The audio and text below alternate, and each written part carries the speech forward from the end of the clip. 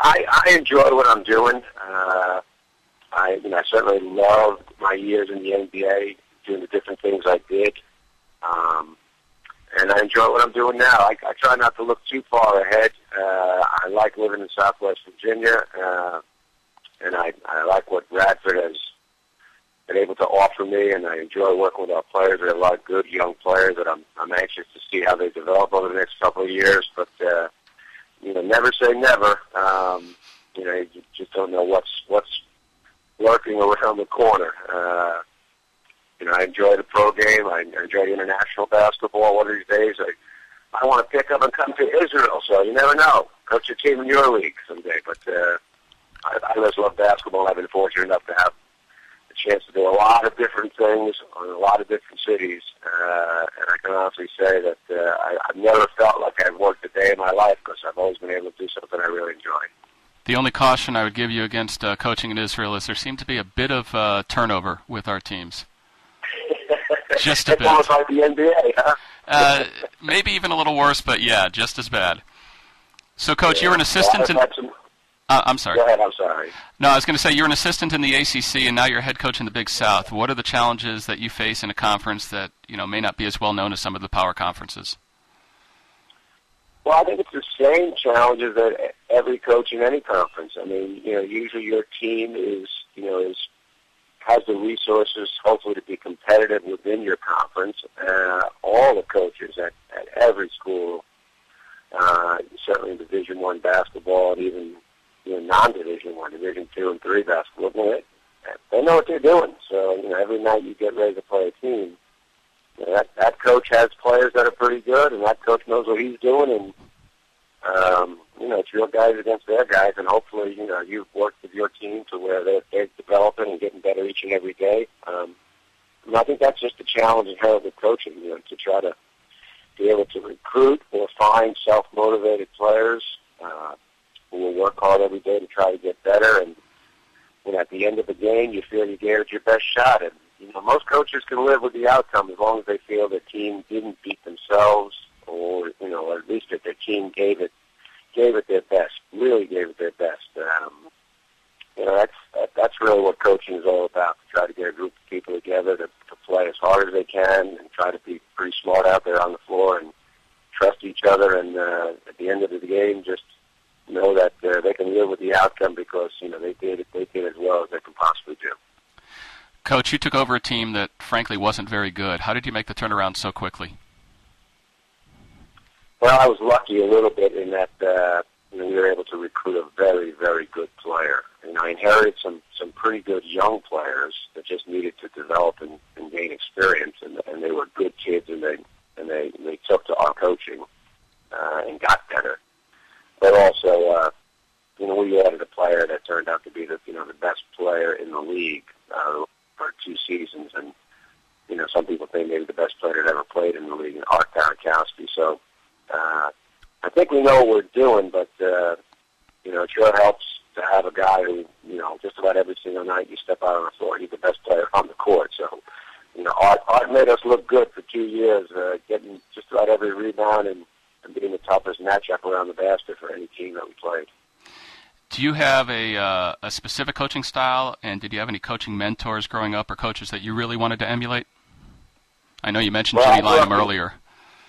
Yeah, well, Jimmy taught me an awful lot about coaching, but as a youngster growing up in New York, in Long Island, I was fortunate enough to watch the Knicks play, and Red Holtzman, who coached a couple of Knicks championship teams, and he was someone that, I loved watching how his teams played. So, I don't have a coaching style that's, got any fancy name to it or titles or any slogans, but, like Red Holtzman's great teams, I want our team to play, serious defense, real purposeful, hard-nosed defense, and hit the open men. And that's really what we try to do, is get our guys to understand that at the defensive end of the floor, you got to work just as hard as you would if you had the ball in your hands and were trying to score. And when you do have the ball, make sure you're unselfish and hit the open man and make the extra pass. If you're a serious defender and work hard to help your teammates and take that end of the floor seriously. And at the offensive end, if you're unselfish, I think good things will happen for your team. Okay. Coach, got a couple more for you. We've been talking a bit over here over the last few weeks about the NCAA, some of the rules. If I were to make you king of the NCAA for a couple of minutes, what would you like to see changed? Boy, that's a good one. That's a good one. I would like to see their interpretation of professionals, especially international players, adjusted. We have a player that has to sit out 21 games, a French player who probably is our best player. And the reason he has to sit out games is because when he was a youth playing on a youth team, the Espoir level in France, while he never received benefits in excess of what's allowed by the NCAA, a teammate did, therefore triggering his team, his youth team, to be considered professional by the NCAA. So he has to sit out games, not because of anything he did, but because he happened to just, when he was 17 or 18 years old, play on a team where somebody else received impermissible benefits. That's something that's doesn't make sense to me. It seems a little harsh, doesn't it? Yeah, and I think, and this is a little drastic, but I think coaches should be allowed to work with their players in the summer. Right now we're not. And I also think you should be able to try out the players in some fashion, not like bring 20 guys into your gym and let them play against each other all day, but there should be some allowance for you to watch a player you might consider giving a scholarship to work out, at your school in front of you in some sort of organized manner, because the investment universities make in the student athlete with a scholarship is pretty serious money. And right now you're limited as to the number of times you can watch them play, the number of times you can interact with them. And I don't think people make prudent decisions sometimes because of just how it's sped up. That decision-making process is sped up to offer scholarships. And I think proof of that is the number of kids that transfer. You have 330, 340 Division I schools, but you have 500 kids a year easy transferring. So, every year, every school has one or more than one player unhappy for whatever reason and wanting to seek another option. So I think you could cut down on that if the process to evaluate and communicate and even spend time on the court with a prospect, was adjusted. And I saw that you and your brother were both outspoken about not ending the July recruiting period.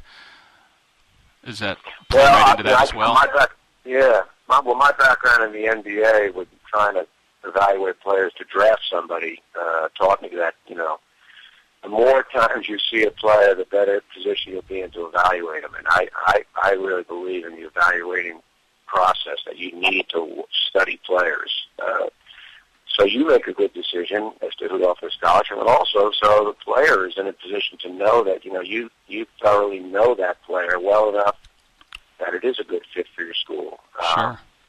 And I think if you limit the number of times when you can really see a player, you're forced to make quicker judgments that might not turn out right. So, and I'm old school. I come from my first entrance to college basketball as an assistant. There were no rules as to how often you could see a player. So, every weekday that there was a high school game somewhere, I got out of practice and got in the car and drove wherever I had to drive to go watch kids play. I might see a prospect play 25 times before the end of the year. So, a regular old gym rat, huh?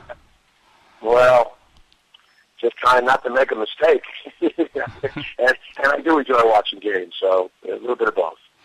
Okay. Now, your brother may be at a higher profile school, but you've been to the tournament more recently. Does that give you bragging rights around the Seder table? We both enjoy each other's success. I'm his biggest fan, and he's my biggest fan. It's funny, we get to see each other's games a couple of times a year, and people around us kind of get a kick out of the fact that if I'm playing a game and Seth is watching from the stands, he's screaming and yelling at the referees from the stands, and vice versa. If I'm at the Castle Coliseum watching him play a game, I'm giving the referees a piece of my mind from the stands. So people kind of get a kick out of the fact that we're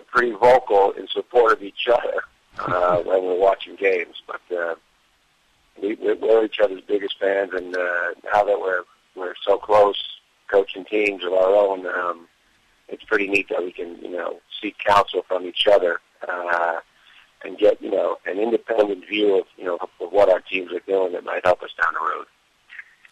Okay, Coach, last question. It's the one we always ask. Who's your favorite all-time Jewish sports figure? Oh, wow. Favorite all-time Jewish sports figure.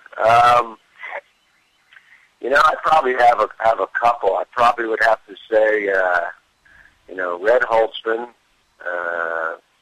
from the coaching angle. I would have to say that Hank Greenberg, was a basketball player, but certainly a legendary Jewish athlete.